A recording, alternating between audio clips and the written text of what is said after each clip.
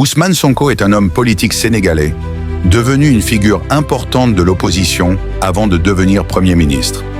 Voici un aperçu de qui il est et de son parcours jusqu'à présent. Biographie et formation. Il est né le 15 juillet 1974 à Thiès au Sénégal. BBC.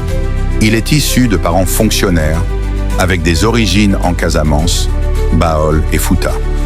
IGFM +2. Il a fait ses études en droit à l'université Gaston Berger de Saint-Louis, où il obtient une maîtrise en droit public en 1999.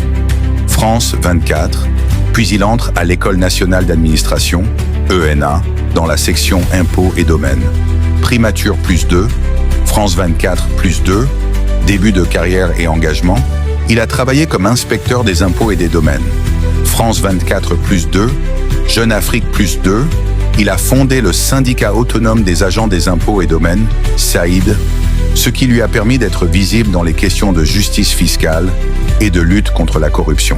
Primature +1. En 2014, Ousmane Sonko crée le parti PASTEF Les Patriotes. Les Patriotes africains du Sénégal pour le travail, l'éthique et la fraternité. Jeune Afrique, ascension politique.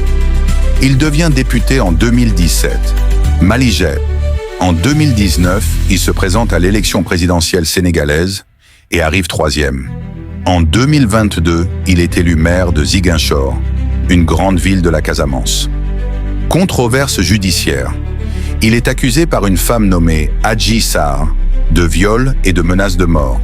Il nie ces accusations, affirmant qu'il s'agit d'un complot politique. Le 1er juin 2023, il est condamné à 2 ans de prison ferme pour corruption de la jeunesse. En même temps, il y a eu des manifestations importantes, parfois violentes, provoquées par ses partisans après sa condamnation. Le Monde.fr post-actuel.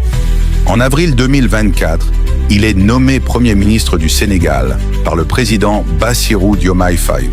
Sonko a formé un gouvernement peu après sa nomination, dans lequel figurent des membres de son parti, PASTEF, et d'autres alliés. Le Monde.fr, idées politiques et popularité.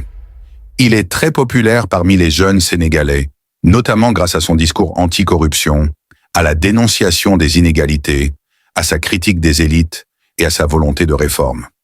Jeune Afrique.